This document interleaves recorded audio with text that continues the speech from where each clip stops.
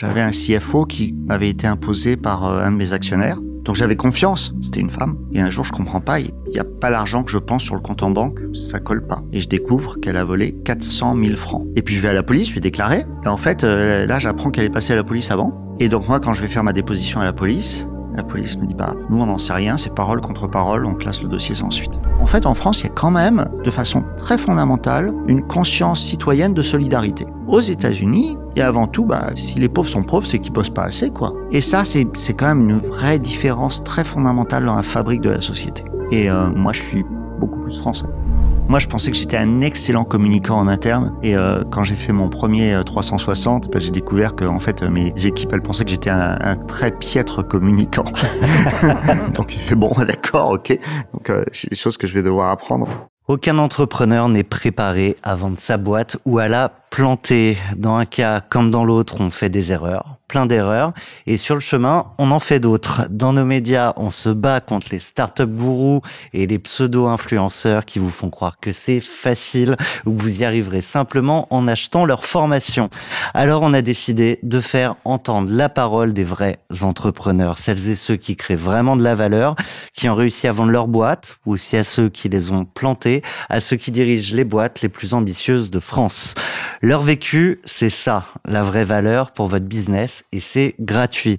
Je suis ravi de vous faire entendre aujourd'hui le récit du patron de Scality dans 40 nuances de Next, un MBA pour entrepreneurs si tu veux scaler ta boîte, et une fenêtre vers le futur si tu veux comprendre le monde qui vient avec celles et ceux qui le font.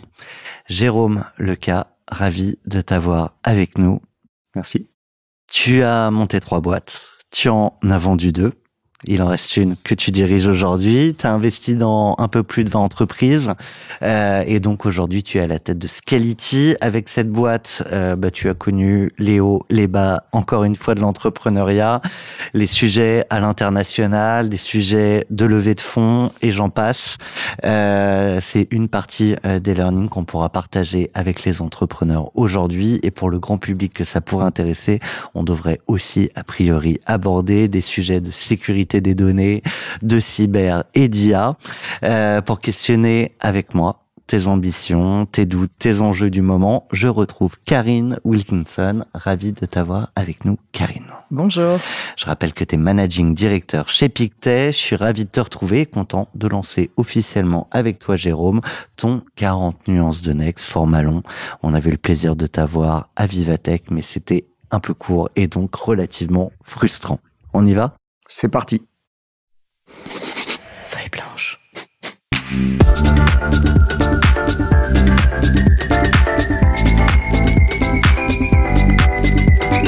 « 40 nuances de Next ». Jérôme, avec Karine, on t'a demandé avant de lancer l'émission ce qui pouvait avoir selon toi le plus de valeur pour les entrepreneurs qui nous écoutent, pour beaucoup d'ailleurs qui sont des entrepreneurs déjà relativement aguerris. Et tu m'as dit, moi, ce qui fait le lien de tout ce que j'ai pu vivre, c'est de savoir que c'est normal, que c'est dur. C'est dur. C'est dur, on passe par des phases de doute, on passe par des phases où la chance n'est pas avec nous. Et puis, il y a des moments où on est vraiment tout seul. Il y a des moments où on se dit, là, je vois pas la sortie. Ouais. Je vois pas la sortie, non pas au sens d'exit, je vois pas la sortie au sens il y a un problème et je vois pas de passage, quoi. Et puis en fait, ce que j'ai appris, c'est que quand on est tenace, il y a toujours un passage, mais il faut vraiment pas lâcher, quoi. Je me souviens d'un jour où c'était dans Scality, et on perdait encore de l'argent. Aujourd'hui, on est profitable. Ça change la vie pour un entrepreneur. Alors à tous ceux qui écoutent, je vous garantis. Le jour où on devient profitable, mais c'est un Eldorado. Qu'est-ce qui change? Mais on dort mieux. On sait qu'on va payer les salaires à la fin du mois. C'est plus une question. T'imagines? Ça change tout. Et je me souviens d'être allé voir quelqu'un qui est un peu mon mentor, qui est Doug Carlyle. On a levé des fonds en 2013 avec Menlo Ventures. Je lui disais, mais là, je vois pas, on perd de l'argent, j'arrive pas à lever des fonds, je fais quoi? Il a dit, t'as la bonne stratégie, ton unique job, c'est d'aller trouver des fonds. Donc tu te débrouilles comme tu veux, c'est de la dette, tu vas demander aux copains, tu trouves de la subvention, tu trouves un investisseur. Ton unique job, c'est de trouver des fonds pour continuer parce que vous êtes sur la bonne voie. Et en fait, ça m'a totalement reboosté. Et évidemment, on a trouvé des fonds. On croit beaucoup au mentorat chez Fairbanks. Ce qui est intéressant, c'est de voir qu'à chaque step d'entrepreneur, et on pourrait se dire, franchement, Jérôme, t'as pas besoin d'un mentor, t'as monté une première boîte, tu l'as vendue à un des leaders mondiaux du secteur, tu montes une deuxième boîte, tu la vends à un autre leader mondial, tu montes une troisième boîte, tu lèves des fonds, t'as remporté, je crois, un prix de futur licorne. Bref, pourquoi ce mec, cet entrepreneur, dont on peut dire qu'il est successful, a encore besoin d'un mentor? J'ai 3 coachs aujourd'hui que je vois régulièrement. J'ai toujours eu des coachs. En fait, depuis 1998. En fin 97, j'ai vendu ma première boîte. C'était Internet Week. J'ai vendu à Unet. Et donc, j'ai eu un boss pour la première fois de ma vie. J'avais quelqu'un. Je pensais qu'il faut être coaché. Et qui m'a dit, écoute, la plus grande limitation à la croissance, maintenant on vient de racheter ta boîte, la plus grande limitation à la croissance, ça va être toi. Donc, maintenant, tu vas aller voir un coach. Et j'avais jamais fait de coaching. Attends, c'est le repreneur qui te le dit. Ouais. C'est smart. Pas de Chairman Pincher, c'était très smart. On aura sûrement le plaisir un jour de revenir en détail sur dans le cash out sur les sessions de ces 2 boîtes. Mais donc ouais, il y a cette idée que peu importe où t'en es, t'as besoin d'être coaché, de te challenger encore, de mieux te comprendre dans chaque nouvelle étape en fait de la vie d'un entrepreneur, comme dans la vie tout court. À chaque étape de sa vie, on apprend. À 90 ans, tu peux apprendre ce que c'est que le décès de ta femme. Enfin bref, à chaque moment de ta vie, t'apprends. Moi, je me souviens d'avoir demandé à mon père il y a une dizaine d'années. Mon père est toujours vivant, il a 100 ans et demi. Et je lui ai demandé il y a une dizaine d'années s'il apprenait toujours et il m'a répondu bah oui, bien sûr. Et si j'apprends plus, il n'y a plus aucun intérêt à vivre. Et c'est un expert en prompting ChatGPT. Tu parlais tout à l'heure des 3 coachs. Comment tu les 3 déjà? Et qu'est-ce qui t'apporte chacun ou qu'est-ce que tu vas chercher chez chacun d'entre eux? C'est des vibes complètement différents. D'ailleurs, éventuellement, ils vont se contredire, mais c'est très, très intéressant parce que moi, après, à moi de faire la synthèse, à moi de prendre la décision. Je suis toujours responsable des décisions que je prends. On sait bien. Donc, chacun va être très différent. Un est un expert dans les process de vente sur les grands comptes. Il a fait ça toute sa vie, il connaît ça très bien, il voit bien les questions. Enfin bon. Moi, je suis un ingénieur au départ. Alors, j'ai appris la vente depuis, mais quand même, au départ, je suis un ingénieur. Voilà, il y en a un qui connaît très très bien la boîte et les relations individuelles à l'intérieur de la boîte et peut m'aider à naviguer ça. Et l'autre qui connaît très bien l'univers de la tech, des valorisations, des questions d'equity story. Donc c'est vraiment 3 choses complètement différentes, mais très complémentaires. Et juste pour creuser sur ce sujet-là, est-ce que ces gens-là font partie de ton board ou c'est complètement à part? Ils font pas partie de mon board et c'est mieux comme ça. Pourquoi? Parce qu'il faut pouvoir avoir des conversations sans aucun enjeu et qu'avec un board, il y a quand même toujours des enjeux. Des conflits d'intérêts qui pourraient pousser dans un sens. D'abord, dans les board members, ils sont pas toujours complètement alignés sur leurs intérêts, donc il faut déjà gérer ça quand on gère le board. Enfin, un board, ça se gère. Et c'est, oui, enfin, je suis extrêmement transparent avec mon board, mais quand même, quand je veux pouvoir discuter de mes propres doutes, c'est pas là que je vais les exposer. Éventuellement, d'ailleurs, je parle avec chacun de mes board members, un à un de mes doutes, mais pas en board constitué. Et une autre question aussi là-dessus, est-ce qu'il y a d'autres entrepreneurs avec lesquels tu discutes régulièrement pour partager justement les doutes que tu peux avoir, confronter les différentes problématiques que vous avez et parfois vous vous dites ah bah tiens ça t'as fait comme ça, c'est intéressant, je vais regarder. Alors oui, énormément, notamment Alex Lebrun d'Abla, je sais pas s'il est déjà venu ici, mais sinon tu nous l'envoies, c'est ça. Voilà, c'est ça. On va lui demander. Rémi d'ABT Steve, enfin oui, beaucoup. Rémi Aubert. Pour me dire que c'était normal de comprendre que c'était dur, tu m'as parlé d'un bouquin. The Hard Thing About Hard Things de Horowitz, absolument génial, où il raconte à quel point ça a été dur pour lui avec des sociétés où il était au bord du dépôt de bilan, ce que moi j'ai vécu plein de fois, à vrai dire. Hein. La loi française fait qu'on doit déclarer quand on va être en cessation de paiement. Alors j'ai oublié maintenant parce que c'est plus ma préoccupation du jour, mais à l'époque je connaissais bien. Je crois que c'est 30 jours avant. Le nombre de fois où je savais que j'étais à 15 jours du dépôt de bilan, mais je déclarais pas parce que j'espérais bien que là dans les 15 jours j'allais. Et d'ailleurs trouver la fenêtre. Et d'ailleurs, et je suis toujours passé. Je me souviens d'une fois, j'ai même fait un jour un chèque en blanc. Je suis désolé, c'est pas bien. Mais on l'a honoré à la fin. C'était chez Bizanga. Et à l'époque, on organisait des dîners avec nos propres prospects potentiels dans des étoilés Michelin. Donc ça coûte cher. Et un des dîners, en fait, arrive le jour du dîner. C'était 25 000 $. On n'avait pas l'argent. Donc j'ai fait un chèque. Et en fait, littéralement, la semaine d'après, on a signé un contrat de 500 000 $. Littéralement. C'est ce côté funambule où tu sais que ça peut tomber, mais si tu tiens l'équilibre, à un moment ça passe et t'arrives de l'autre côté. Pour moi, il faut une ténacité absolument sans faille. Et si j'avais une chose à changer dans ce que j'ai fait dans ma vie d'entrepreneur, c'est de plus avoir confiance en moi. T'as le sentiment d'avoir manqué de confiance? À plusieurs reprises. En moi. Oui, Mon jugement. Pas forcément dans la boîte ou dans les collaborateurs. Et comment tu travailles? Déjà en étant conscient. ça passe par là. Écoute, merci en tout cas de nous avoir fait la confiance de t'arrêter à ce micro pour partager tes learnings, ton vécu, tu l'as dit, tes doutes, mais aussi les claques. Souvent, cette rubrique arrive à la fin de 40 nuances de Next, mais en échangeant avant, on s'est dit que tu avais vécu tellement de claques qu'on allait en partager quelques-unes.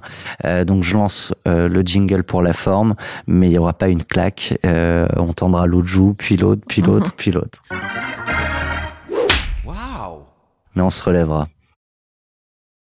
La première claque, c'est ta CFO. Ouais, c'était en 1995, il y a 30 ans maintenant. J'avais un CFO qui, comme souvent d'ailleurs, m'avait été imposé par un de mes actionnaires. Donc j'avais confiance, puisqu'un de mes actionnaires me propose un CFO, j'avais confiance, c'était une femme. Et un jour, je comprends pas, il n'y a pas l'argent que je pense sur le compte en banque, ça colle pas. Et je découvre qu'elle a volé 400 000 francs. Elle a volé 400 000 francs. C'était donc juste énorme. À l'époque, c'est énorme. C'est juste énorme. Et puis en fait, elle a volé à l'entreprise. Mais enfin, à l'époque, l'entreprise, j'en détenais 50%. Donc, voilà. Elle te vole. Et bon, alors, hormis je vais parler des conséquences à l'entreprise dans un second temps, mais déjà, moi, je suis extrêmement choqué. Évidemment, je lui dis de pas revenir au bureau. Et puis, je vais à la police, je vais déclarer. Et en fait, là, j'apprends qu'elle est passée à la police avant. Et qu'elle a dit que moi, je lui avais demandé de retirer de l'argent dans les guichets automatiques, en liquide, et qu'elle m'a donné l'argent. Et donc, moi, quand je vais faire ma déposition à la police me dit, nous, on n'en sait rien, c'est parole contre parole, on classe le dossier sans suite. Et ça s'arrête là. Et ça s'arrête là. Alors, je pense que aujourd'hui, j'irai plus loin. Je prendrai un avocat et j'irai attaquer. Mais j'avais, je sais pas, j'avais 28 ans à l'époque. Je me suis arrêté là et je me suis concentré sur mon entreprise. T'as tiré un trait sur les 400 000 francs. Ah ouais. Alors, les conséquences? Évidemment, quelques mois plus tard, on n'avait pas d'argent pour payer les salaires. Et arrive le 31 du mois et j'ai pas l'argent. Et le 1er, et le 2, et le 3, et le 4, et le 5. Et on a finalement pu payer les salaires le 15 du mois. Et c'est la seule fois dans ma vie où on n'a pas payé les salaires à l'heure. Et je dois dire que, j'en parle aujourd'hui, vous l'entendez avec une émotion dans la voix, parce que c'était insupportable pour moi. C'était un manque de respect de l'ensemble des employés. On était une vingtaine à l'époque. Comment ils ont réagi, eux? Honnêtement, personne n'a quitté l'entreprise. Tu les as prévenus? Bien sûr que j'ai prévenu, bien sûr que j'ai expliqué la situation, bien sûr que j'ai expliqué ce que je faisais pour résoudre la situation. Honnêtement, je crois que personne m'en a voulu en réalité, mais ça n'empêche que pour chacune des familles, c'était une situation extrêmement difficile. Tu recroiseras jamais ce CFO? Non. Il vaut mieux pas pour elle. Petit coucou avec un grincement de dents à distance. Il y a une autre fois où malgré tout tu pourras pas payer les salaires. Quelques années plus tard, oui, mais enfin beaucoup d'années plus tard quand même, parce que c'était déjà c'était sur Bizanga. Donc la deuxième boîte Voilà. Que tu revends. Et je dois dire que je me souviens plus des facteurs qui ont fait que on pouvait pas payer les salaires. Sauf que là, c'était différent. J'avais déjà vendu une boîte. Et donc, moi, j'avais l'argent. Et j'ai mis l'argent en compte courant. Et donc, j'ai payé les salaires à travers mon compte courant. T'as pas eu à attendre le 15. Voilà. On sent chez toi, et on le sent chez beaucoup d'entrepreneurs, et parfois on le met peut-être pas assez en avant dans le contexte français, mais on sent une responsabilité fiduciaire vis-à-vis de ses employés, ses familles, etc. Pour toi, je comprends que c'était ce qu'il y avait de plus dur, ou c'était le fait d'être à court de trésorerie, tu vois, comment est-ce que les autorités éventuellement allaient regarder ça, etc. Moi, je suis dirigeant d'entreprise pour l'aventure humaine que ça représente. Ce qui me passionne, c'est cette aventure humaine. Et en fait, c'est d'aller réussir dans les responsabilités que je porte, qui sont des responsabilités vis-à-vis des employés, vis-à-vis des clients, vis-à-vis des actionnaires, vis-à-vis de la société aussi, vis-à-vis de la France, du pays, de faire grandir la France, de faire grandir la France de la tech. J'étais impliqué dans la French Tech depuis littéralement le premier jour, puisque j'étais dans la salle quand Fleur Pellerin a annoncé la French Tech. Et donc, c'est toutes ces responsabilités qui me passionnent et que j'ai envie de développer. Donc oui, l'engagement vis-à-vis des employés de payer le salaire, qui est un engagement de base. C'est juste la base. Ouais. Et pour moi, c'est pas le contrat au sens légal, c'est le contrat au sens de contrat social. Contrat moral. Voilà. Donc oui, mais honnêtement, on n'en a pas parlé, mais je suis tout pareil vis-à-vis de nos clients. Ça m'est absolument insupportable qu'on ne délivre pas un engagement vis-à-vis de nos clients. Enfin, et tout. D'ailleurs, j'ai viré un jour un directeur commercial qui m'a dit, comme ça, en passant, quand on va grandir, ce sera plus possible de satisfaire les clients au même niveau. Ah bon? Je lui dis, dehors. Ça va être un problème. Ouais. Si on poursuit sur les problèmes, les claques, je crois qu'on peut s'arrêter en 2015. Alors, on a créé Scality en 2010. En fait, le projet, on l'a démarré en 2008. Au départ, on l'a démarré faisant partie de Bizanga. Puis en 2010, c'est devenu une entreprise indépendante. Et 2010 à 2014, on a fait absolument un sans faute. On prend toutes les métriques financières, c'était absolument parfait. On a grossi. 2015, on devait faire à peu près 15 millions de dollars de chiffre d'affaires. Et très efficace financièrement. Enfin. Et en 2015, en mois de juin 2015, on se met d'accord avec un de nos clients historiques sur un nouveau contrat de 15 millions de dollars. Donc c'était à Philadelphie, je vais à Philadelphie, 15 millions, quand on fait 15 millions de chiffre d'affaires, ça compte. On se serre la main, c'est bon, c'est fait. Je rentre à San Francisco. À l'époque, j'habitais là-bas. Et 3 jours plus tard, le client m'appelle et me dit, non, finalement, on a choisi votre concurrent. Donc là, moi, je me souviens, j'ai immédiatement, à l'époque, la BPI était déjà actionnaire, j'ai pris mon téléphone, mais littéralement immédiatement, j'ai appelé Paul-François Fournier, oui. Et je lui ai dit, écoute, je suis désolé, mais on va pas faire nos budgets cette année. Et il m'a dit, on sait que tu vas dans la bonne direction, on va te soutenir. Et je dois dire que c'est ce moment-là, donc il y a la claque d'abord, ouais. Mais le soutien d'un actionnaire de référence dans ces moments difficiles, c'est super important. Et je dois dire que j'entends parfois beaucoup de critiques sur les actionnaires. Moi, j'ai la chance d'avoir des actionnaires irréprochables, et honnêtement sur toutes les entreprises. Et d'avoir ce soutien dans les moments difficiles, je pense que les investisseurs se rendent pas compte à quel point c'est important pour les CEO entrepreneurs. De se sentir soutenu, accompagné. Je rappelle que Paul-François Fournier, directeur exécutif à la BPI en charge d'innovation, qui dirige le hub, donc qui chapeaute toutes les startups investies par BPI France. Karine. Tu parles justement du fait d'avoir des actionnaires irréprochables. Tu mets du temps à les choisir. Comment tu les choisis? Est-ce que tu dis non à certains, par exemple? Je peux surtout compter le nombre d'actionnaires qui ont dit non à mes projets. Ouais, on les choisit. Oui. Et après, c'est une rencontre humaine aussi. Mais oui, on les choisit. Je vais lancer une rubrique qu'on va appeler Learn, Learn, Learn. Mais justement, qu'est-ce que tu as appris de la relation aux invests ou encore du jeu des levées de fonds? Alors, j'en ai une qui est mythique, c'est ma levée de fonds de 2013. On est parti en levée de fonds en 2012, encore une fois avec des très très bons chiffres, un très beau projet. Je rappelle, Scality, c'est du stockage de données.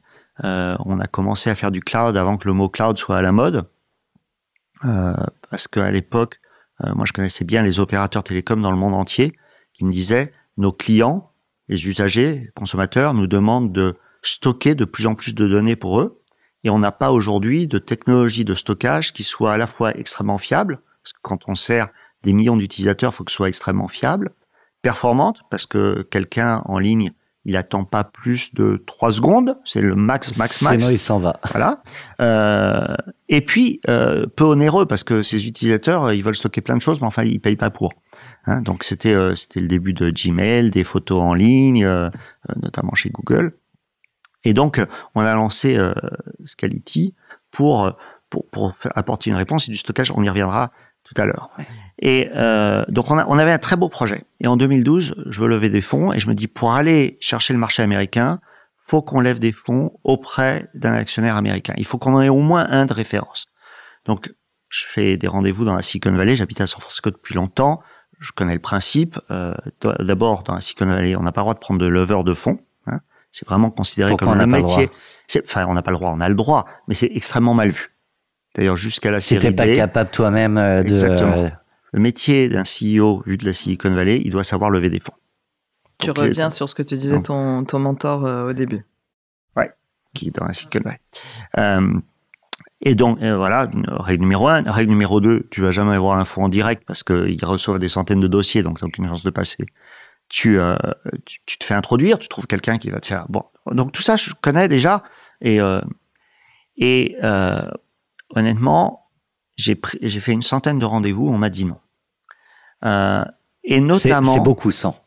Ouais, c'est beaucoup. Enfin, je veux dire, parce que chaque rendez-vous... Et accepter le non à chaque fois. Non, et déjà, à chaque rendez-vous, faut avoir l'intro, faut le préparer, et bon, il faut se ramasser le nom.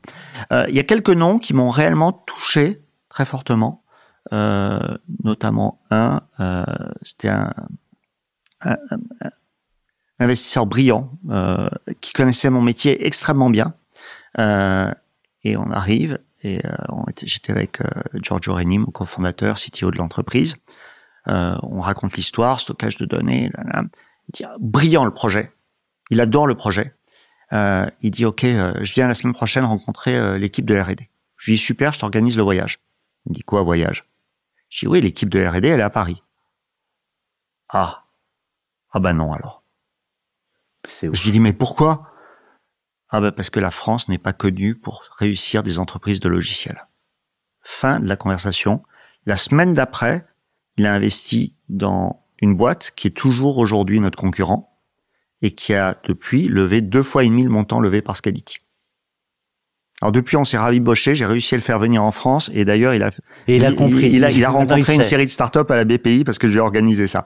Mais à l'époque, on est en 2012, hein, la France n'est pas connue pour faire... Alors, flash rapide, j'étais la semaine dernière dans la Silicon Valley, où j'ai fait plein de rendez-vous, et les gens me disaient « Waouh, ce que la France fait dans l'IA, c'est quand même extraordinaire ». Donc, les choses ont changé.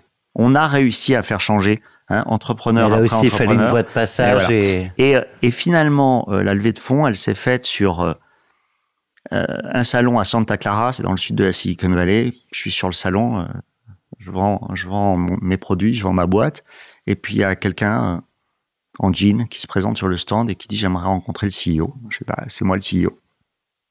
Il dit voilà, on cherche à investir dans une boîte qui fait du stockage de données à grande échelle. J'ai vu que vous faisiez ça, parlez-moi de votre boîte. Et c'était Menlo Venture qui avait jamais investi en France. C'est marrant parce qu'on n'imagine pas toujours les invests aller à la rencontre, tu sais, on les imagine se faire courtiser. Voilà, et qui cherchaient une boîte comme ça, qui n'avait pas trouvé aux États-Unis et qui a donc investi dans Scality. Est-ce que on a eu la chance d'accueillir Arthur Mensch chez Pictet il y a quelque temps pour une conférence, et lui, il milite beaucoup pour un monde d'investisseurs européens, une souveraineté européenne de l'investissement. Est-ce que tu partages un peu ce sujet-là? Alors, je pense... tu viens de me lancer sur un de mes dadas, là. D'abord, je pense que on parle beaucoup de souveraineté des données. Il faut aussi parler de souveraineté technologique. Je pense que c'est très important qu'on ait des acteurs dans la techno qui soient des acteurs européens, qui soient dirigés par des Européens et dont la R&D soit en Europe.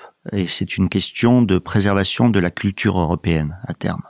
Toutes ces IA, elles sont entraînées sur des cultures, elles vont refléter la culture dans laquelle elles sont. Donc là, je suis méga en phase avec Arthur. Après, quand on regarde les boîtes du CAC 40, le CAC 40 est à 40% détenu par des étrangers. Aujourd'hui, les flux financiers sont mondiaux. Je pense qu'il n'y a aucun problème à ce que les entreprises, les startups, les scale-up européennes soient détenues en partie par des fonds américains ou étrangers en général. Mais c'est vrai qu'il faut un nœud d'investisseurs donc, pour garantir le 60% à l'échelle européenne. Et aujourd'hui, on l'a pour les startups. Honnêtement, on a des investisseurs européens jusqu'à une centaine de millions de levées, on sait faire en Europe. Mais pour les scale-up, et surtout le grand drame aujourd'hui, c'est pour les sorties, on n'a pas réussi à faire un marché boursier qui soit attractif pour que les entreprises créées en Europe puissent sortir en bourse en Europe et rester européennes. Donc oui, il y a un problème. Pour moi, le problème, il est sur les sorties et sur les très grosses levées de fonds. Mais c'est là où est Arthur aujourd'hui, donc c'est cohérent. Mais l'enjeu d'avoir des entreprises de technologie européennes qui, à l'instar de SAP ou à l'instar de Dassault Systèmes, soient des leaders mondiaux, je pense que c'est un enjeu très important pour la culture européenne à un horizon de 10 ou 20 ans. Pardon, je peux te challenger sur... toi, tu dis il faut des dirigeants, il faut de la R&D en Europe, pour faire simple, mais on peut avoir des actionnaires. Est-ce que tu ne crois pas qu'il peut y avoir un conflit entre des sociétés qui seraient détenues majoritairement par des étrangers et qui, quand même, malgré les dirigeants, malgré toute la technologie européenne, essaieraient quand même de contrôler... J'ai pas dit majoritairement étrangers. Oui, d'accord. Donc on est d'accord. Donc jusqu'à 40% hors Europe, sans problème. Si la majorité, elle bascule, un jour ou l'autre, l'entreprise basculera. Il faut quand même mettre aussi en corollaire la question de quels sont les marchés en termes de géographie de l'entreprise. Mais une entreprise, elle se retrouve toujours attirée vers ses marchés. Donc, moi, je pense que c'est très important pour les entreprises de technologie de réussir aux États-Unis. C'est pour ça que j'ai été vivre là-bas. Aujourd'hui, Scality fait 25% de son chiffre d'affaires aux États-Unis. C'est un ancrage très important. D'ailleurs, on a commencé à avoir du succès en France qu'une fois qu'on a été reconnu aux États-Unis, qu'on a été leader au Magic Quadrant de Gartner. C'est qu'à ce moment-là que j'ai commencé à vraiment faire des ventes en France. Donc c'est drôle, ça. C'est triste. Oui. C'est pas drôle, c'est triste. Mais c'est la réalité, hein. Et encore aujourd'hui, moi, je trouve que les boîtes de tech françaises sont perçues de façon un peu négative a priori. On se dit c'est une boîte française. Encore aujourd'hui. Moi, je le vois. Mais par qui? Par les acheteurs? Par les invests? Non, par les acheteurs. Par les acheteurs des grosses boîtes, par les acheteurs des grandes administrations.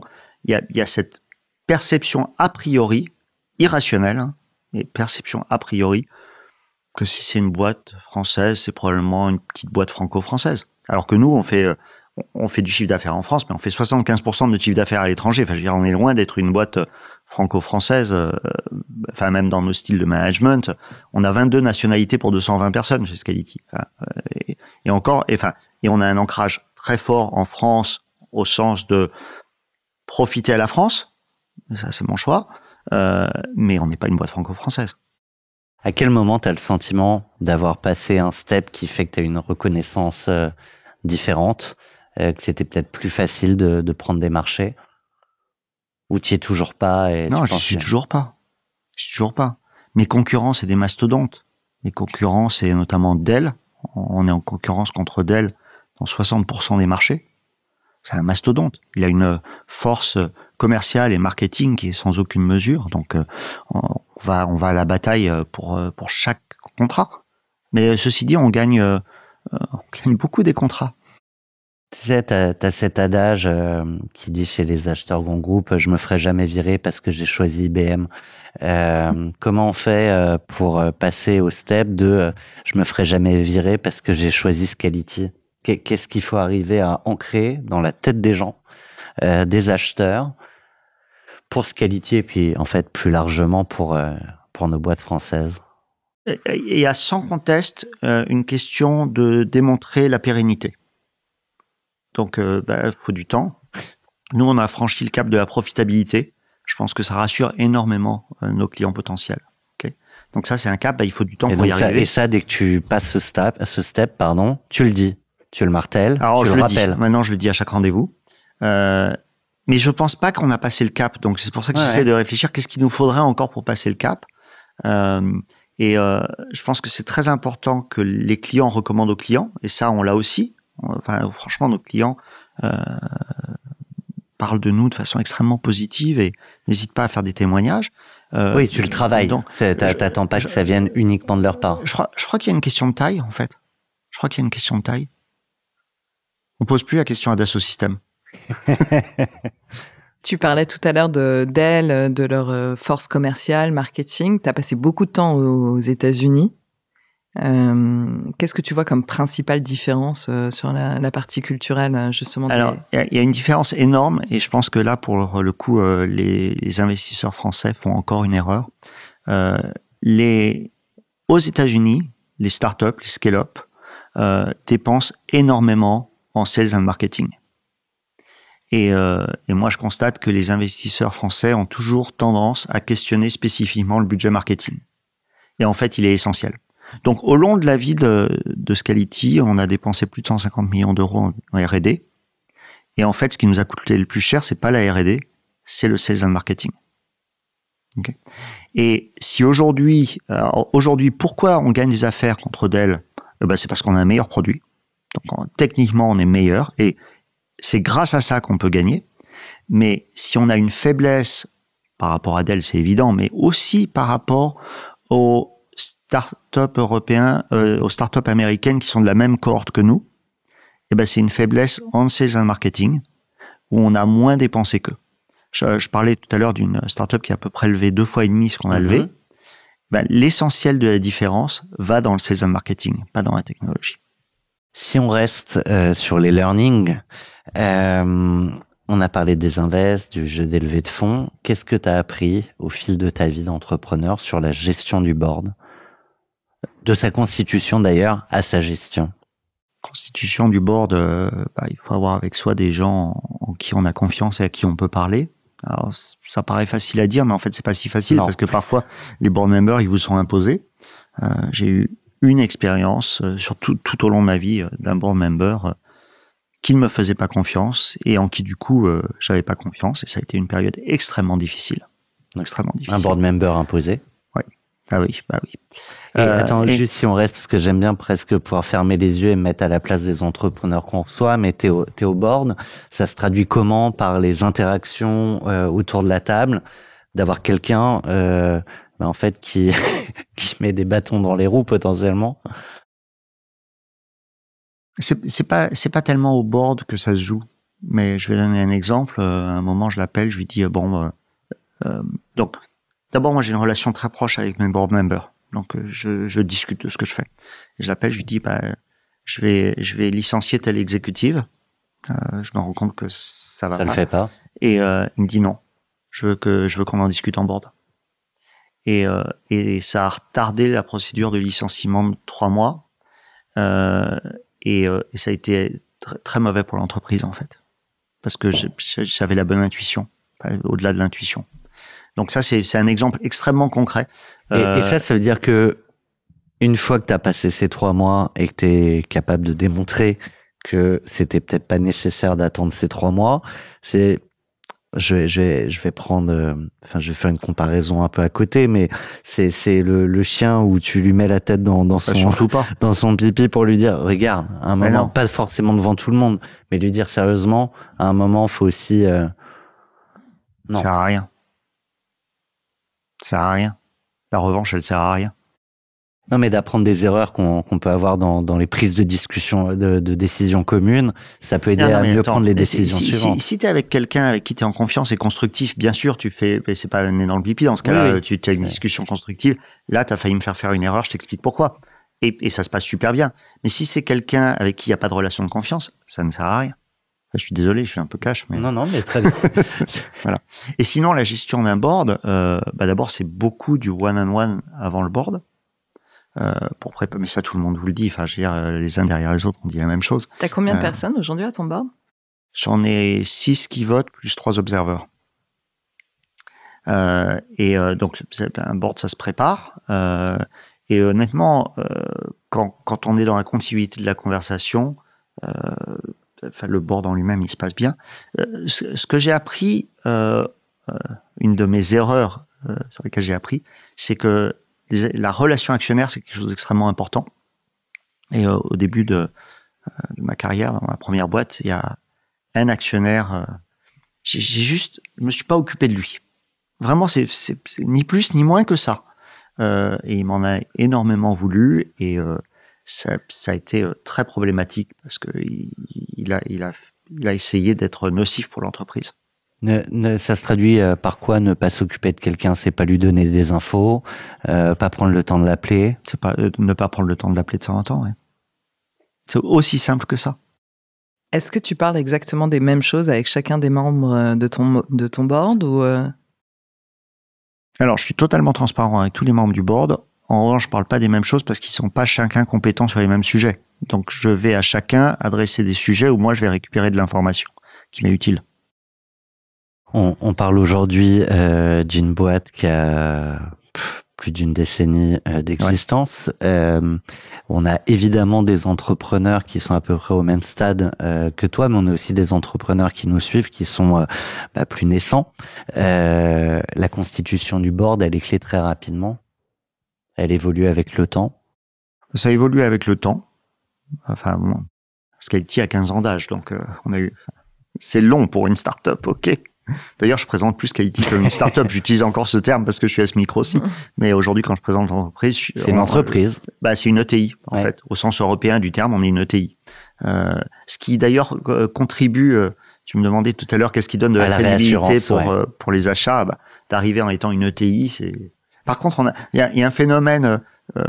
qui n'était pas prévu, c'est que du coup, les bureaux innovation des boîtes veulent plus me voir. Parce que maintenant, tous les grands groupes ont un bureau innovation avec le Joe Shoes, la French Tech et tout ça. Ils me disent, non, toi... T'es trop gros. Je dis, ok, mais alors à qui je m'adresse?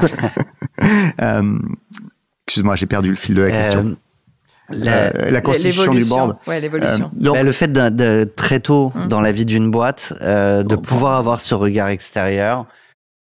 Pour moi, c'est pas tant la constitution du board que le choix des actionnaires, donc c'est une question que tu me posais tout à l'heure, donc de construire une relation de confiance très tôt avec ses actionnaires, ça c'est super important parce qu'on sait qu'il va y avoir des moments difficiles, hein, c'est certain.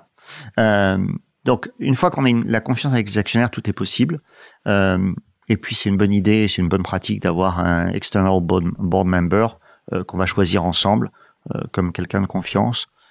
Qui lui peut un peu jouer le rôle de coach, même si je recommande que le coach soit pas au board, ou de mentor au moins. Si on reste sur les learnings, pour toi, oh là, elle est difficile cette phrase. À quoi les entrepreneurs ne sont pas suffisamment préparés? En tout cas, à quoi toi, t'étais pas suffisamment préparé? Les coups bas. Donc déjà, je suis ingénieur. Et donc toute la dimension relations humaines, c'est quelque chose que j'avais pas appris à l'école, quoi. J'ai appris sur le tas et en faisant absolument toutes les erreurs possibles. Il y a tellement de choses qu'on n'apprend pas à l'école. Moi, j'étais, c'est vrai. Depuis, j'ai fait un executive MBA et je me suis rendu compte que même en executive MBA, il y a beaucoup de choses qu'on n'apprend pas. Mais je me souviens Moi, je pensais que j'étais un excellent communicant en interne. Et quand j'ai fait mon premier 360, j'ai découvert que en fait mes équipes, elles pensaient que j'étais un très piètre communicant. Donc j'ai fait bon, d'accord, ok. Donc c'est des choses que je vais devoir apprendre. Ils ont à l'époque, ils ont dessiné l'image. En fait, la boîte c'est une piscine. Jérôme, il est tout seul dans la piscine et il pense qu'on est avec lui dans la piscine. Mais en fait, on est en dehors, on le regarde nager. Ah ouais. Bon, d'accord. Donc, je disais les coups bas. Moi, j'ai une perspective très positive sur l'humain. Et j'imagine que quand quelqu'un vient travailler dans l'entreprise, il travaille dans l'intérêt de l'entreprise. Et pour moi, ça ne fait pas de doute. Et en fait, non, il y a des gens qui travaillent pour leur intérêt propre, quoi. Enfin, voilà. Et donc ça, faut les détecter. Aujourd'hui, je les tolère absolument pas. Mais ça m'a pris du temps d'accepter l'existence du phénomène, de savoir le repérer et de savoir ne pas le tolérer. Le repérer, c'est repérer quoi ? Très concrètement. Des comportements du genre non, j'ai pas envie de faire ça parce que maintenant je suis trop senior pour faire ça. C'est pas ma fiche de poste. Ouais, ça c'est non. Et puis il y a nécessairement de la politique en entreprise, parce qu'on utilise le mot politique, mais en fait c'est simplement des jeux d'influence, et l'influence ça fait partie des relations humaines. Enfin, voilà, c'est normal. Mais il y a la bonne influence et puis celle qui. Encore une fois, celui ou celle qui influence, mais qui au fond veut le bien de l'entreprise, c'est tout à fait gérable. Et puis à moi éventuellement de recadrer. Quand je dis non, là tu influences dans telle direction, on a décidé telle autre décision. Telle autre direction, c'est une décision, donc maintenant tu vas la suivre. Et les gens qui sont au service de l'entreprise, ils suivent tout à fait la direction. Et puis il y a ceux qui vont, par exemple, me cacher de l'information pour pouvoir mieux influencer. Ça, c'est un marqueur très... Dès que je le détecte, ça, c'est non. Si on accélère un petit peu, parce que j'ai aussi envie qu'on aborde tes enjeux du moment, mais si on reste dans le passé, je sais que Karine pensait qu'on allait pouvoir chanter aujourd'hui avec de la musique de Cash Out. Donc on raconte les montagnes russes des sessions de boîte en musique. Donc c'est pas le cas, on va pas chanter, mais ça veut pas dire qu'on peut pas faire un petit arrêt sur image sur 2-3 learnings de ces 2 sessions d'entreprise que tu as pu vivre. Et je veux bien que tu nous partages les moments clés, encore une fois, ce que tu as appris dans la négo et dans la gestion de l'après. Alors, ce qui est intéressant, c'est que les 2 entreprises que j'ai vendues, je les ai vendues à l'acheteur que j'avais choisi. Quand tu dis que tu les avais choisis sur quels critères ? Alors, la première, donc j'ai vendu Internetway à Unet. Unet était le leader mondial. Je les connaissais. On n'était pas en concurrence frontale, mais quand même un peu. Ils avaient investi, donc là on était en concurrence frontale, ils avaient investi et détenaient 30% de mon concurrent le plus direct en France. Ah, c'était pas gagné de leur vendre à eux. Donc, a priori, ils allaient racheter mon concurrent, quoi. Et j'admirais ce qu'ils faisaient. Ok, j'admirais ce qu'ils faisaient. Et donc, littéralement, un jour, j'ai été les voir à Washington et j'ai dit, je pense que vous devriez racheter Internetway. Et alors, effectivement, c'était pas gagné, hein. Et ça m'a pris à peu près 1 an et demi. Mais j'ai continué à les voir, j'ai continué à leur dire pourquoi c'était beaucoup mieux de racheter Internetway plutôt que mon concurrent. Et donc j'ai amené le truc au bout. Et pourquoi franchement, j'admirais l'entreprise, j'admirais ses dirigeants, George Sidgmore qui était un dirigeant hors pair. Et j'avais envie, moi, à titre personnel, j'avais 31 ans à l'époque, je me suis dit de vendre à ce groupe américain qui est leader mondial, c'est la meilleure expérience pour moi pour apprendre. J'étais encore, je suis toujours, mais j'avais une soif d'apprendre, voilà. Donc c'était pour ça. Et voilà. Comment tu vas les convaincre ? Et alors, donc dans le procès, comment je vais les convaincre vraiment, c'est par le contact et en y retournant et en démontrant pourquoi on était mieux. Enfin voilà. Mais après, il y a les convaincre et puis les convaincre de payer le prix. C'est deux choses très différentes.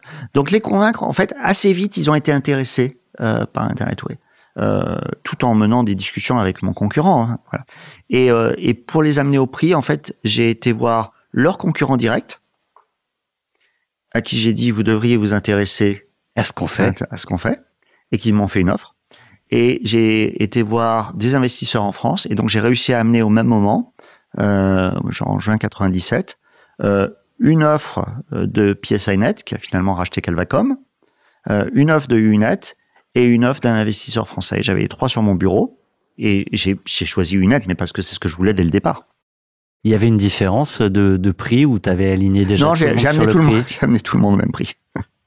Et donc après, ce qui a fait la différence, c'est le projet. Ouais, et puis je le regrette pas. Enfin, c'était extraordinaire. J'ai vécu après 2 années, mais juste incroyable, où on était numéro 2 de l'internet professionnel en France, derrière Orange, qui au départ faisait ça via sa filiale Transpac, dans la partie professionnelle, et puis on était juste devant CGTEL. Donc ça a été une période pendant 2 ans extraordinaire. Après ils en avaient marre que les patrons de pays soient des rois dans leur pays, et ils ont complètement changé l'organisation. Moi, ils m'ont mis VP Europe pour le produit, et il y avait plus de. Voilà, j'allais te poser la question, pourquoi t'es parti? C'était, je suis parti en 2000, et en fait, au 1er janvier 2000. Ils ont traité l'Europe comme un seul pays, ce qui correspondait pas à la vraie nature de nos activités. Et du coup, moi, j'étais plus patron de quelque chose, j'étais patron du produit sur toute l'Europe, ce qui est voilà. C'est une belle casquette, mais qui dans les faits.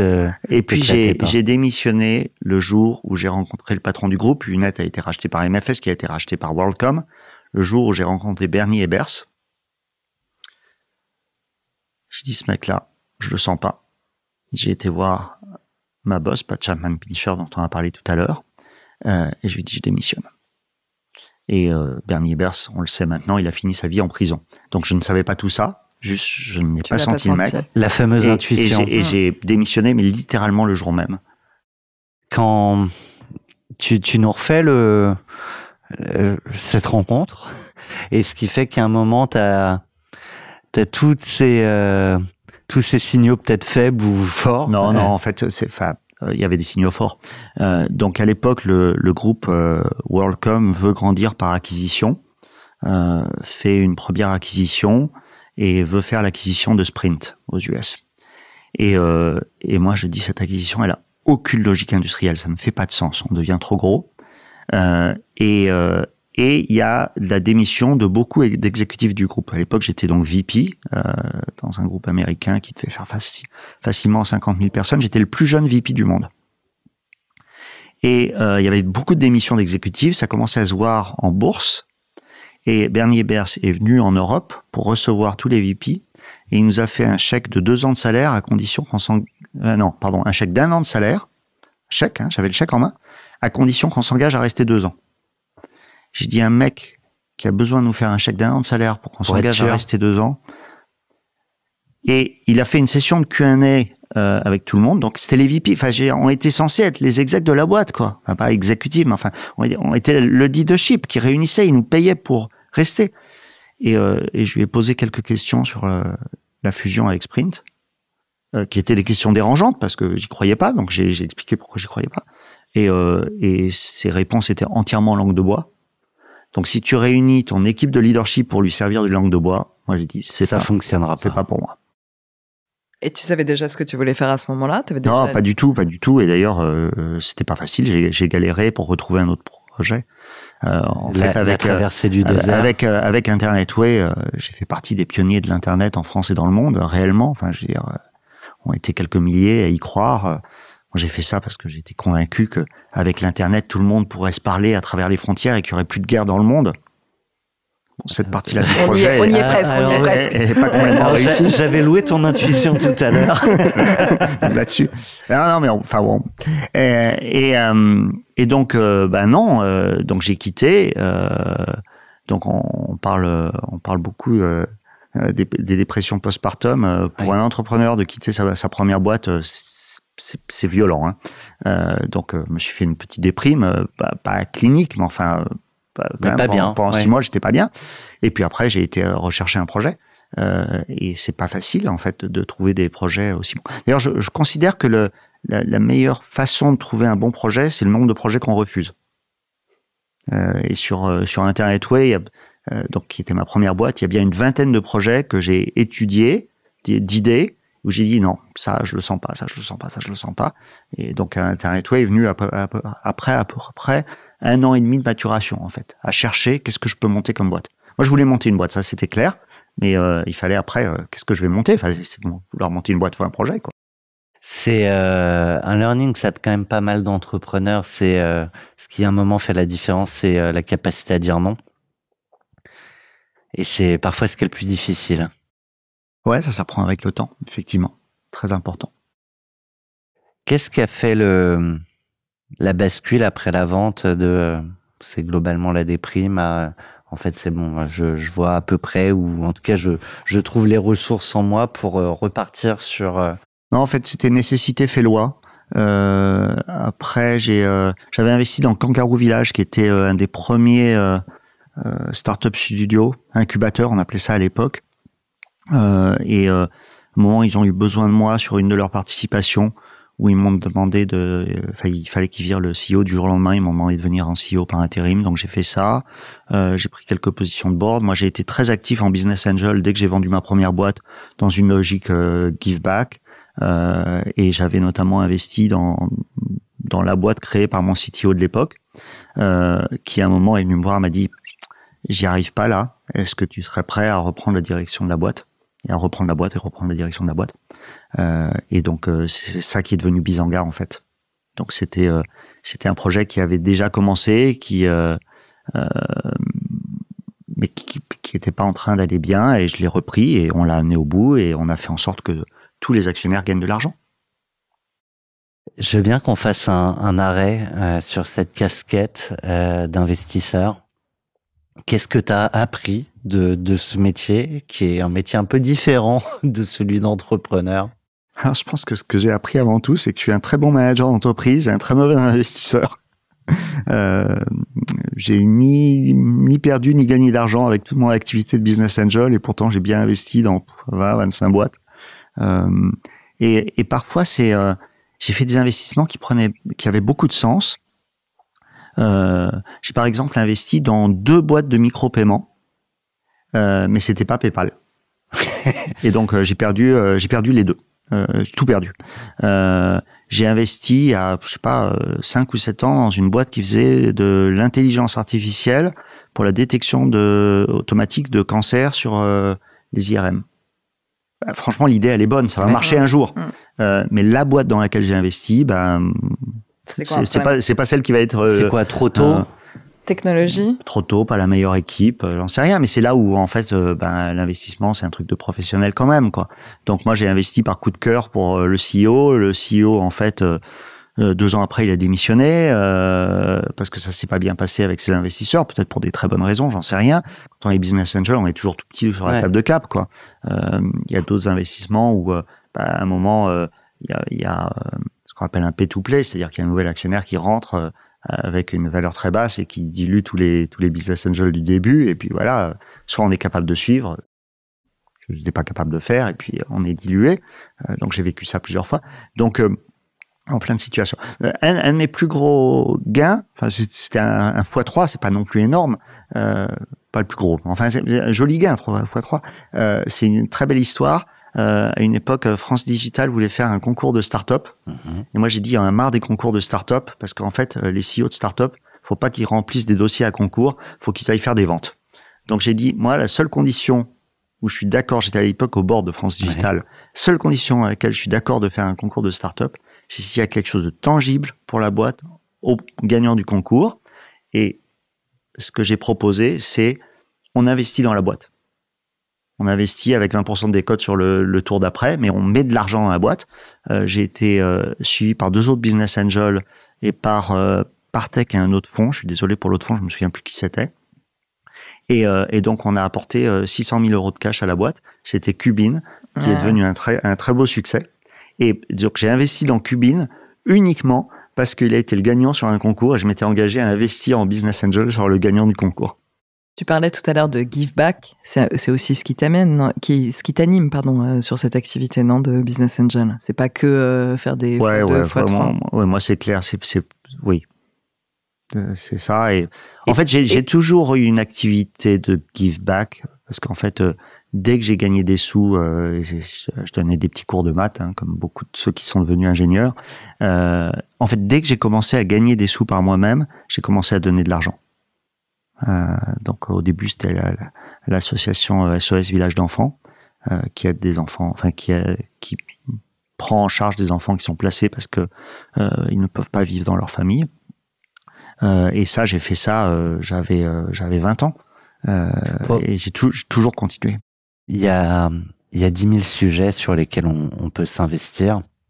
Tu fais beaucoup de philanthropie, mais à l'époque, pourquoi ce sujet en particulier te touchait ? J'ai toujours, aussi loin que je m'en souvienne, été convaincu que si on veut faire évoluer une société, il faut travailler sur l'enfance et l'adolescence. Les vrais problèmes, ils se travaillent au moment de l'enfance et de l'adolescence. Et j'ai toujours été convaincu que quand on a, parce que moi j'ai eu une enfance sécurisante, on peut prendre des risques dans la vie et on peut aller vers sa vraie voie, sa vraie nature. En fait, le plus on est sécurisé à l'enfance et le plus on peut se déployer, sécuriser et apprendre la ténacité, enfin bon, pas que la sécurité. Et donc, voilà, c'est le projet que j'ai choisi, j'avais à peine 20 ans. On peut faire un petit arrêt aussi sur Bizanga et la session à Cloudmark, c'est ça, hein? Mm-hmm. C'était la deuxième vente. On dit toujours t'es pas préparé à vendre ta boîte et on le dit beaucoup dans le cash out. Est-ce que t'es préparé à vendre une deuxième boîte? Un peu plus, mais est-ce que malgré tout, t'es à nouveau confronté à ces fameuses montagnes russes et aux questions qui peuvent se poser avant, pendant et après le deal? Beaucoup moins quand même. Beaucoup moins. D'abord, Bizanga était dans un stade beaucoup plus stable quand je vends Bizanga que quand je vends Internetway. Donc, c'était une boîte qui avait en particulier dépassé les problèmes de cash. Enfin, on avait déjà une bonne clientèle. Mais là encore, j'ai vendu la boîte à l'acheteur que je m'étais choisi. Et là encore, dans le process, j'ai été voir leur concurrent direct qui m'a aussi fait une offre.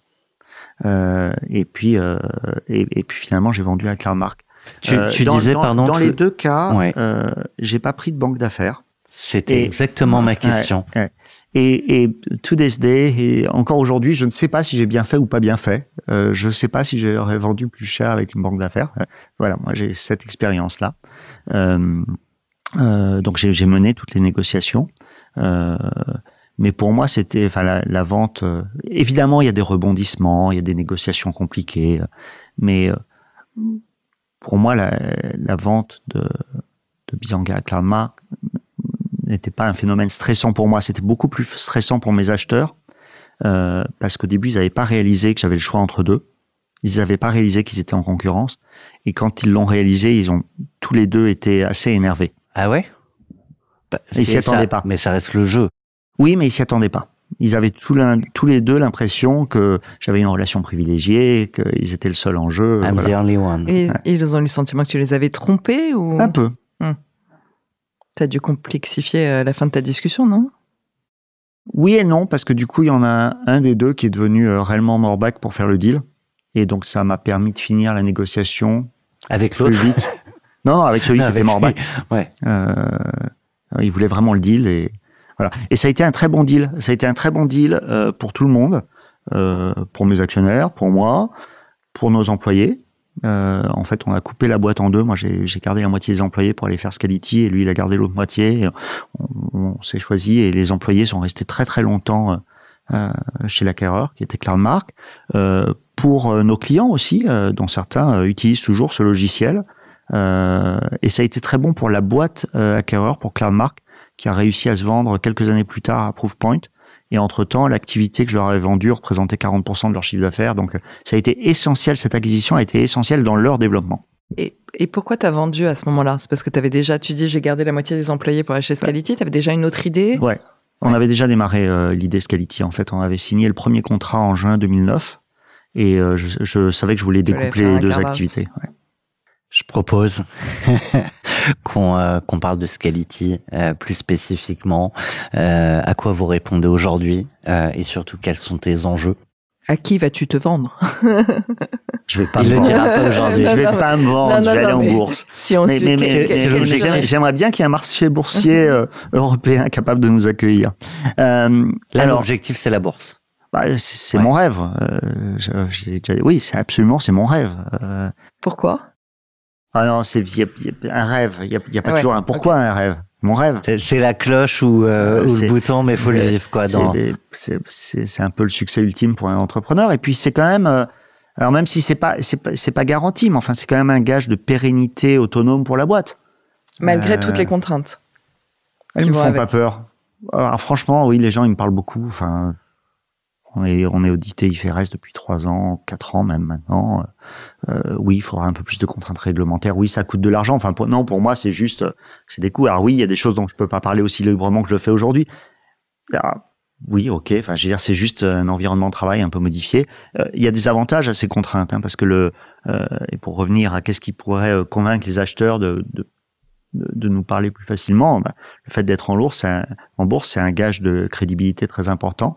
C'est un gage de notoriété aussi, parce qu'on commence à être un peu plus connu du grand public, ou au moins d'un public plus large. Donc, non, c'est... Voilà. Et le fait... Pardon, oui, je te challenge volontairement, mais... Et le fait d'avoir des analystes qui, tous les quarters, vont venir te dire « T'as bien fait, t'as mal fait, pourquoi tu fais comme ci, pourquoi tu fais comme ça ?» Bah ouais, c'est des très bonnes conversations à avoir. Non. Après, la seule chose, c'est que moi, je gère pas la boîte pour sa valorisation au trimestre. Mais honnêtement, je pense qu'on serait en bourse, on changerait pas. J'ai un très bon copain qui a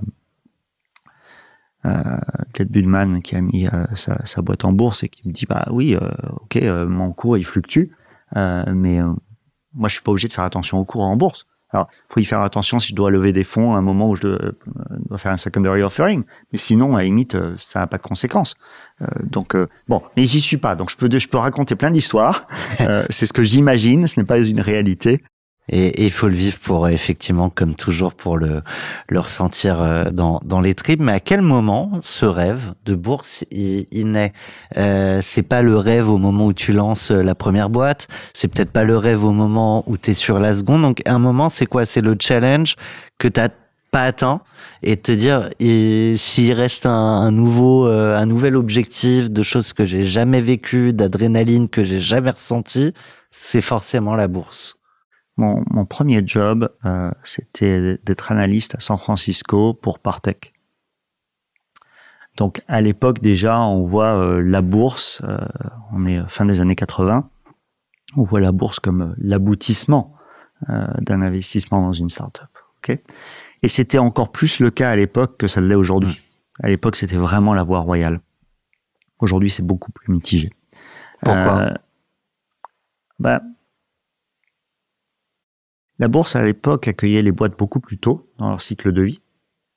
Et il n'y avait pas l'activité des fonds de private equity qui, aujourd'hui, sont des acheteurs réels pour les scale-up. Donc, tu mets les deux ensemble. Aujourd'hui, une sortie en bourse n'est pas nécessairement la meilleure sortie financière pour des actionnaires de scale-up. Objectivement, quoi. Tu vois un Believe Digital qui a fait une très bonne sortie en bourse et qui finalement a été racheté par Equity. Donc c'est bien que le marché a structurellement changé. Ça n'existait pas ça à l'époque. Les tech private, c'était beaucoup moins courant. Et les sociétés ont quand même tendance à rester privées beaucoup plus. Mais parce que la bourse les accueille pas. Et puis je pense que tu as aussi des deux côtés. Des investisseurs qui aujourd'hui préfèrent aller. Tu as plus d'investisseurs et dans des volumes plus importants qui veulent aller dans le privé. Versus avant, c'était beaucoup le monde coté. Oui, absolument. C'est un mélange de plusieurs choses. Ouais. Aujourd'hui, Scality, en quelques chiffres et quelques problématiques encore à craquer, parce qu'il y en a toujours, ça donne quoi? On est 220, 23 nationalités, près de 1000 clients, 75% du chiffre d'affaires étranger, 25% en France. À peu près 30% de notre clientèle, c'est des très grandes entreprises.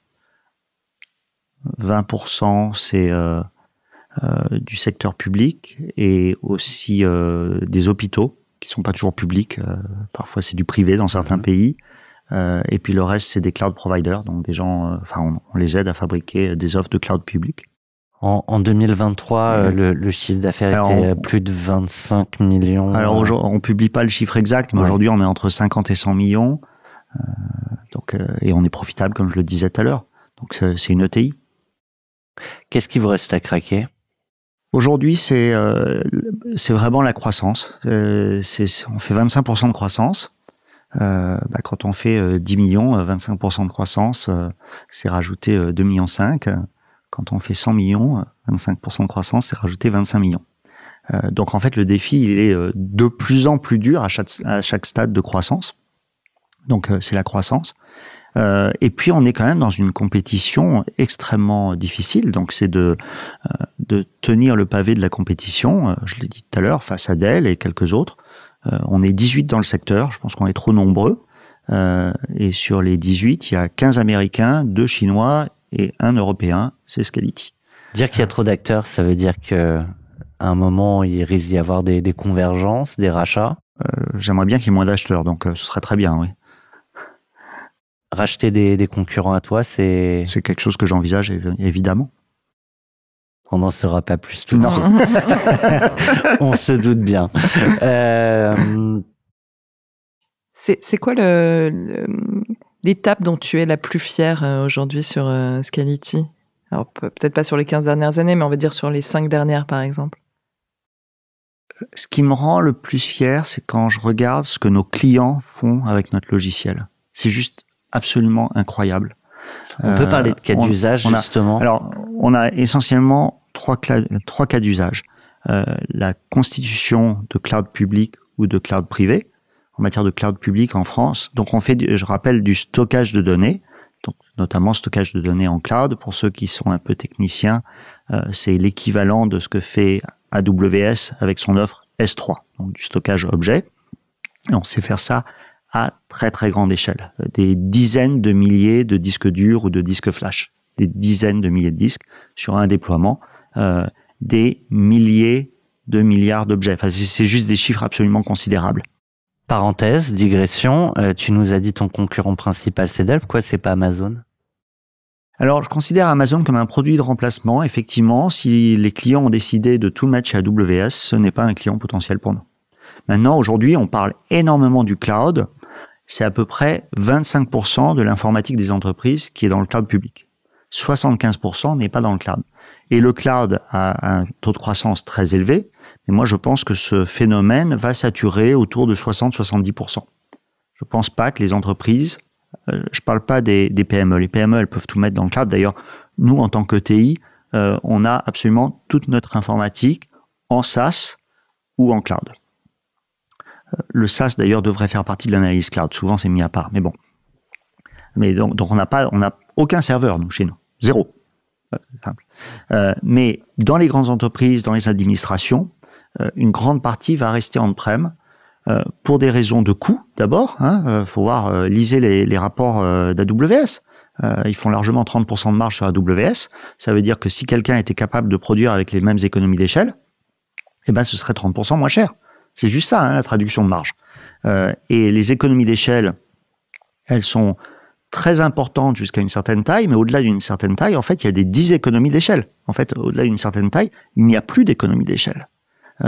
Et les grands groupes, les grandes administrations ont largement atteint cette taille-là. Donc, pour des raisons de coût, pour des raisons de contrôle, pour des raisons de confidentialité et pour des raisons de performance, il y a grosso modo 30 à 40% de l'informatique qui va rester on-prem. Et c'est ça notre marché, c'est déjà un marché très très grand. On-prem pour les... C'est-à-dire dans des data centers contrôlés par les départements informatiques. Ça ne veut pas dire qu'ils sont possédés par les départements informatiques, parce que le data center devient un métier en soi, parce qu'il faut réduire la consommation énergétique des data centers, il faut savoir s'approvisionner en électricité, en eau, et en réseau Internet aussi. Donc ça devient vraiment un métier d'opérer un data center que les entreprises maintenant sous-traitent la plupart du temps, et ça fait sens. Mais on peut très bien sous-traiter le data center sans décider de sous-traiter toute son informatique et d'en garder le contrôle. Donc c'est ça que j'appelle on-prem. Donc pardon, je t'ai coupé avec donc, Amazon. Ouais, et donc donc on fait du stockage très gros volume. Les cas d'usage à 3, donc cloud public et privé. En cloud public en France, on fournit l'infrastructure pour SFR, Orange, Free et Outscale, qui est la filiale cloud d'Asso Systèmes. Donc plusieurs des grands clouds français, pas tous. On fait des clouds. Pas encore. on fait des clouds privés pour des grandes banques et des grandes assurances. Je vais pas donner les noms ici au micro, mais quand on fournit le cloud privé d'une grande banque, ça veut dire concrètement que si notre système il fonctionne pas, ils peuvent pas ouvrir leurs agences ou ils peuvent pas signer de prêt. Enfin, je veux dire, les conséquences, c'est juste dingue. Pour revenir à qu'est-ce qui me rend le plus fier, c'est de voir à quel point on est dans le tissu la vie économique quotidienne des gens. Voilà. Ouais. Après, donc ça c'est le premier cas d'usage. Le deuxième cas d'usage, c'est tout ce qui est IA et data pour l'IA, qui est évidemment un cas d'usage en très grande croissance. Nous, on est venu à ça à travers les archives. On traite, par exemple, on fournit la technologie de stockage pour la Bibliothèque nationale des Pays-Bas, on fournit la technologie de stockage pour les photos satellites pour le CNES, et tous ces clients pour qui on fournit les technologies de stockage à très très grande échelle, en fait, ils sont venus nous voir, ils nous disent on a toutes ces données, on aimerait bien appliquer de l'IA dessus. Donc en fait, on est entraîné dans l'IA par nos clients, et maintenant on a des clients qui viennent nous voir directement pour des projets IA, où nous, notre compétence, c'est vraiment la sécurité et le cycle de vie de la donnée. Nos concurrents sont très très axés performance. Nous, on délivre la performance, on a toujours fait de la performance depuis le lancement de la boîte, puisqu'on a toujours été dans des problématiques de réponse en temps réel à des utilisateurs. Mais notre spécificité, c'est qu'on allie à la performance la question de sécurité des données, qui, on pense, est très très importante, et le cycle de vie de la donnée, où en fait, nous, par exemple, on est capable d'aller de la performance jusqu'au stockage sur bande. Alors, le stockage sur bande magnétique, c'est quelque chose qui est relativement lent, mais très peu cher et très peu durable. On comprend bien que quand on a stocké une donnée sur la bande, on peut retirer la bande du robot, la stocker dans un entrepôt, et ça ne coûte absolument pas d'énergie. Alors que quand on stocke de la donnée sur un disque dur, il faut faire tourner le disque dur continuellement, et donc il y a un peu de dépense d'énergie. Pas très élevé, mais quand même, pas zéro. Donc, nous, on couvre tout le spectre, et c'est une unicité technique de Scality qui est très, très appréciée dans le domaine. On en parlait à Vivatech, mais le sujet, c'est comment encore dans 200 ans, 300 ans, on accède à des données qui sont clés. Alors, on travaille là-dessus, mais je peux pas t'en dire plus aujourd'hui. Il faudra que tu me réinvites. Et le troisième cas d'usage qui est aussi très important, c'est la protection des backups contre les ransomware. En fait, si on regarde la notion de backup, il y a 10 ans... De sauvegarde. Merci. Je suis désolé pour le franglais. Il y a 10 ans, on faisait donc des sauvegardes pour se protéger contre des défaillances matérielles ou logicielles. Okay. Aujourd'hui, on fait des sauvegardes pour se protéger contre des malveillances. Des malwares ou des ransomware, en français, rançongiciels. En tout cas, des hackers qui te prennent, qui te bloquent tout et qui te disent il faut payer si tu veux récupérer tes données. Et du coup, ça suffit pas de faire le backup, il faut aussi protéger ce backup lui-même de ces rançongiciels, de ces hackers. Et donc, c'est ce qu'on fait, et ça représente à peu près 30% de notre chiffre d'affaires. En fait, c'est très, très important. Combien d'attaques par jour sur vos outils, vos infras ? La réalité, c'est que j'en ai pas la moindre idée, mais que ce que je sais, c'est que on a, et nos clients sont beaucoup attaqués. Donc, on a plusieurs clients qui ont été attaqués et dont certains systèmes de stockage ont été vulnérables et ils ont pu prendre ou chiffrer la donnée. Nos systèmes ont toujours résisté. Donc, à ce jour, je peux dire que on n'a jamais eu de clients qui, sur nos systèmes, ont souffert de rançongiciel ou de façon générale d'attaque. C'est ton plus grand défi aujourd'hui, la cybersécurité ? C'est 25% de notre R&D. C'est très important dans nos investissements. Et au-delà, pardon. Au-delà de ce sujet de cybersécurité, c'est quoi le plus grand défi de Scality aujourd'hui?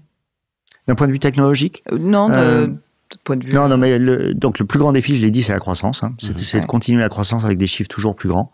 Et donc, c'est aller conquérir des nouveaux marchés. Là, cette année, on ouvre en Inde, en Arabie Saoudite, aux Émirats et au Kazakhstan. Donc, c'est d'aller défricher des nouveaux marchés, se faire connaître.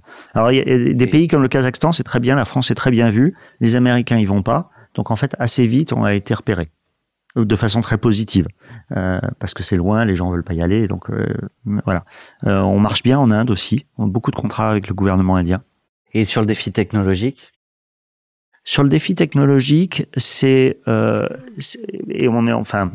défi, mais on est vraiment en train de le craquer. C'est de vraiment s'insérer dans tout l'écosystème IA qui est fait de beaucoup d'open source, qui est encore extrêmement volatile. C'est pas du tout fixe dans l'IA, dans l'utilisation, dans les data pipelines, et de s'insérer pour rendre notre stockage le plus facile à utiliser dans des projets IA qui sont aujourd'hui multiformes. Qui t'aide à voir justement les prochains défis technologiques? Ça, c'est mon CTO, qui est donc cofondateur et qui travaille depuis 2003. Donc, autant dire qu'on a une longue expérience de travailler ensemble, qui est basée dans la Silicon Valley et qui donc a des conversations tous les jours pour détecter les tendances avant qu'elles viennent en Europe. Et ça, je pense que c'est vraiment important parce qu'on voit les choses en avance de phase. Tu as abordé la question énergétique autour de vos métiers. En ce moment, il y aura toujours des gens pour dire, surtout sur YouTube, qu'il n'y a pas de réchauffement climatique. Néanmoins, avec notamment les sécheresses, les canicules, etc. On parle de réchauffement de l'eau aussi, qui sont censés rafraîchir les serveurs. C'est quoi ton regard par rapport à tout ça? Qu'est-ce que vous pouvez ou ne pouvez pas, en fait, sur quoi tu as la main et pas la main face à tous ces enjeux-là? Alors, je pense qu'on a un rôle très important. On a d'ailleurs un projet qui a été financé par France 2030 pour maintenant mesurer en temps réel la consommation énergétique de tous les serveurs déployés chez nos clients et être capable de remonter cette information, parce que je pense qu'on ne modifie que ce qu'on sait mesurer. Donc, on va apporter de la mesure temps réel pour aider nos clients à gérer ça. C'est aussi pour ça que on continue à supporter la bande magnétique, qui est un média qui est vieux de facilement une 50aine d'années, parce que ça consomme absolument pas. C'est un domaine où c'est très difficile de sortir le vrai du faux. Hein. Il y a beaucoup, enfin tu le dis sur YouTube, il y a des choses qu'on voit passer qui sont hallucinantes. Et donc pour nous, on passe du temps en fait à défricher, à comprendre vraiment qu'est-ce qui va consommer de l'énergie dans le système, et à optimiser nos systèmes pour consommer moins d'énergie. Donc c'est vraiment un axe de travail. L'autre chose, on travaille à étendre la durée de vie des serveurs. Traditionnellement, les équipements informatiques, alors quand on parle de PC, c'est rare de les garder plus de 3-4 ans. Les serveurs, typiquement, on les conserve 5 ans. Et nous, on est capable d'étendre la durée de vie jusqu'à 7 ans, voire 8 ans. Parce que le savoir-faire de notre logiciel, ce qu'apporte notre logiciel, c'est de faire un service extrêmement fiable et performant avec du matériel non fiable. Donc le fait que après 7 ans, le taux de panne des disques durs va augmenter ne nous impacte pas en fait. On est capable de gérer ça au niveau logiciel. Et du coup, ça étend la durée de vie. Parce que ton logiciel fatigue moins la partie hardware, c'est quoi? Non, d'abord, ça c'est un sujet, et c'est surtout un sujet avec le flash, hein, quand on passe sur de la mémoire à base de silicone, où il faut savoir placer la donnée pour effectivement fatiguer le moins possible le silicone qui a un nombre de réécriture limité. Mais c'est moins un sujet sur le disque dur. Encore sur le disque dur, ce qui est mauvais pour les disques durs, c'est les arrêts reprises, arrêt départ, et c'est les vibrations. Donc ça c'est des choses à prendre en compte. Non, c'est pas ça. C'est que nous, systématiquement, notre logiciel, il va copier un peu plus de la donnée pour être capable de réparer la donnée si on en perd des morceaux. Donc, s'il y a un disque dur qui casse, en fait, j'ai suffisamment d'informations pour reconstruire la donnée. Et constamment, on regarde le système pour détecter ce qui a été perdu. Parce que sur des systèmes où il y a 10 000 disques durs, on perd des disques durs tous les jours. Absolument tous les jours, c'est normal. C'est le fonctionnement normal. C'est évidemment pas le fonctionnement qu'on attend à un laptop. Mais dans un système qui a des milliers de disques durs, c'est un fonctionnement normal. Et donc, notre système, il va constamment repérer la donnée qui a été perdue pour quelque raison que ce soit, et la reconstruire. Et ça nous permet d'étendre la durée de vie des systèmes. Et quand on regarde les questions de consommation énergétique, c'est très très important de regarder le bilan carbone dans son ensemble, y compris la partie construction, qui coûte très très cher en bilan carbone. Donc le fait d'étendre la durée de vie des serveurs de 2 ans, c'est très très positif en termes de bilan carbone. Je vois le temps qui défile. Il y a 2 choses que j'aimerais au moins qu'on puisse partager. La première, c'est ta réponse à cette question. Vous avez un message. Hi, Jerome. So, 4 years ago, you convinced me to move our family, the 3 kids, my parents, our dog, and our huge library, from San Francisco back to France. I know how much France means to you. My question is, what are you hoping to give to the kids? What do you want them to discover here that they couldn't get anywhere else? And as I know with you, there is always a larger purpose at hand. What is the largest purpose for you here, with your family living in France? Thank you. Il n'y a pas meilleur intervieweur ou intervieweuse que celles et ceux qui connaissent très intimement, très profondément nos invités. Donc, c'est ta femme. Thank you, Anya. Moi, j'adore la culture française. J'adore la France comme pays. Ma famille est en France depuis des générations. J'ai l'arbre généalogique jusqu'à 1750. Je sais où ils étaient en Alsace. Du côté de ma maman, c'est plus européen que français parce que c'est dans un triangle Bruxelles, Francfort, Paris. Mais enfin bon, tout ça, c'est pas très loin quand même. Hein. Et j'adore cette culture. Aujourd'hui, je pense en européen, donc je vais dire culture d'Europe continentale. Mais il y a quand même une grande proximité dans ces cultures-là, même si on s'est fait la guerre pendant des siècles. Et j'ai de large purpose, c'est que j'aimerais que cette culture, elle perdure, et ça a rien d'évident. Et donc, pour moi, de revenir en France, d'abord, c'est un acte d'amour. J'avais envie de vivre dans le pays que j'aime. Et puis, c'est aussi un acte d'engagement pour le futur. Pour faire en sorte que cette culture, elle soit là dans la durée, que ce soit la culture littéraire, même la culture politique. Enfin, je trouve bluffant les livres qu'ont écrits certains de nos présidents. Moi, je me lasse pas de relire Mitterrand, dont je trouve qu'il a fait un désastre d'un point de vue économique, mais que j'admire d'un point de vue littéraire. Et je peux voir la complexité du personnage. C'est toujours une question de nuance, d'équilibre, et oui. Et je trouve que ce pays qui a beaucoup contribué à la notion de droit de l'homme, bon, quand on est français, on dit qu'on est les seuls, c'est pas aussi simple, mais quand même, on a réellement beaucoup contribué, qu'on a beaucoup contribué à la notion de liberté avec une certaine vue de la liberté, à la notion de citoyen.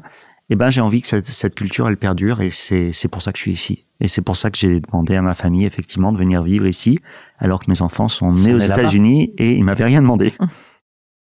On parlait tout à l'heure de ta présence aux US, etc. C'est une des questions dont on parlait juste avant de démarrer. C'est qu'est-ce que tu as vu comme principale différence entre la culture US et la culture française européenne? Alors, c'est juste énorme. D'abord, moi, quand je suis arrivé aux US, je parlais déjà absolument couramment anglais. Et puis, j'étais aux US une première fois en 89-90 pour Partech, qui s'appelait Paribas Technologies à l'époque. Et puis, j'y suis retourné en 2006 pour diriger Bizanga. En 2006, j'avais déjà travaillé pendant des années avec des Américains. Enfin, bon. Et donc, moi, je m'étais dit, c'est facile. Enfin, d'abord, j'ai déjà travaillé dans une boîte américaine. Bon. Eh ben, tu parlais de la claque, ok. Allez. Parce que une autre. Parce qu'en fait, je n'avais pas réalisé à quel point les cultures sont différentes. Et après, comme je suis pas un spécialiste de sociologie, je vais avoir du mal à t'exprimer exactement. Mais par exemple, prenons la notion de liberté. On utilise le même mot, liberté, freedom. Mais en fait, on ne veut pas dire du tout la même chose. Okay. Ici, en fait, en France, il y a une grande liberté individuelle, une grande liberté d'exprimer qui on est dans le vestimentaire, dans les choix qu'on fait dans la vie. On veut étudier l'histoire, on étudie l'histoire sans se préoccuper de savoir qu'est-ce qu'on va avoir comme job en ayant étudié l'histoire. Aux États-Unis, la liberté, c'est une liberté d'association et une liberté d'entreprendre. C'est une liberté de groupe. C'est pas une liberté individuelle, en fait. On s'identifie toujours par rapport à un groupe. Il y a des milliers d'associations. C'est un truc que notait déjà Tocqueville, d'ailleurs. C'est assez marrant. Mais que moi, j'ai vu au quotidien. Je suis un véliplanchiste. Il y avait une association de véliplanchistes. Et les gens se regroupent par affinité de différents types. Beaucoup moins dans leurs projets individuels, en fait. Donc, on utilise les mêmes mots, on veut pas dire les mêmes choses. La démocratie veut pas dire la même chose de part et d'autre de l'Atlantique. Enfin, on n'imagine pas une démocratie en France où il y a que 2 partis. C'est beaucoup plus multiforme en France. On parle même maintenant d'aller vers des coalitions.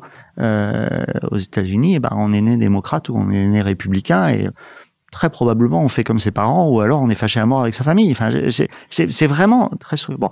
Et le point qui pour moi est le plus marquant, c'est en fait en France il y a quand même de façon très fondamentale une conscience citoyenne de solidarité.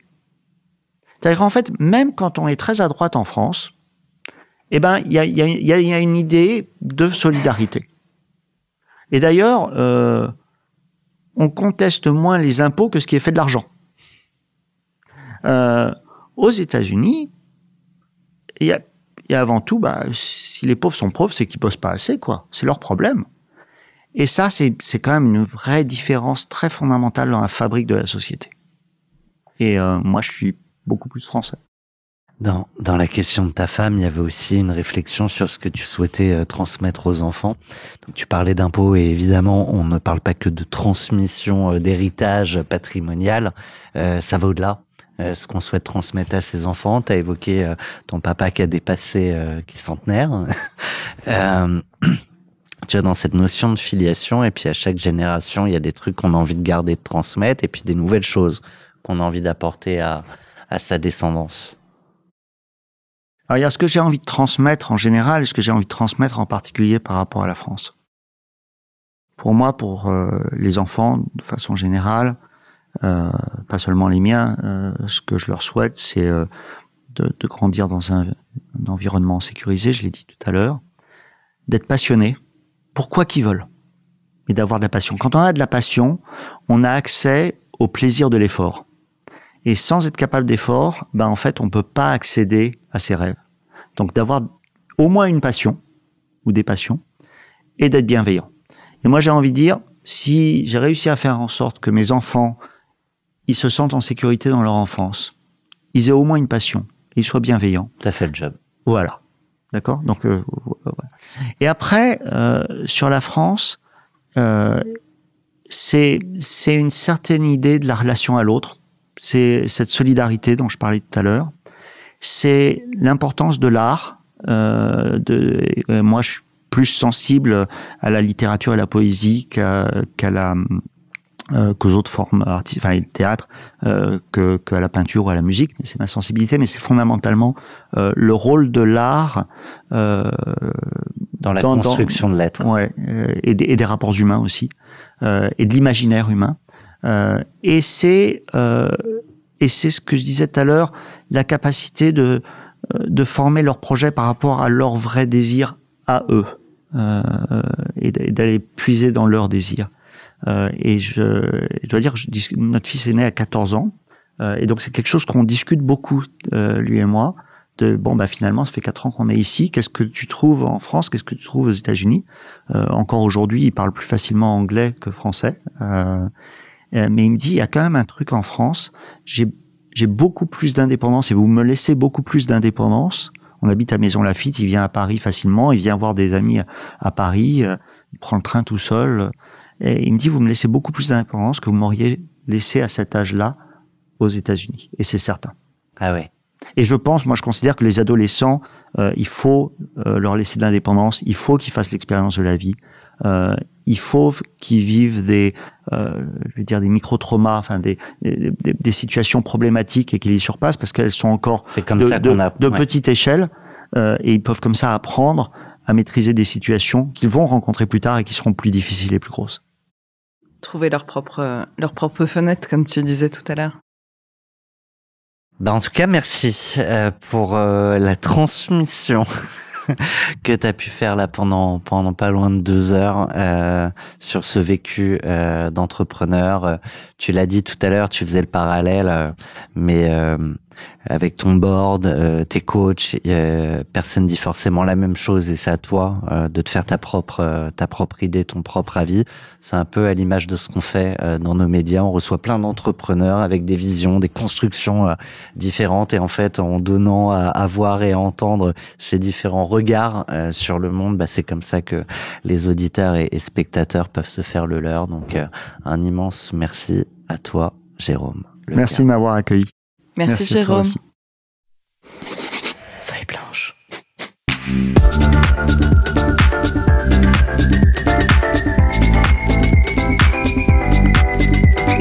40 nuances de Next.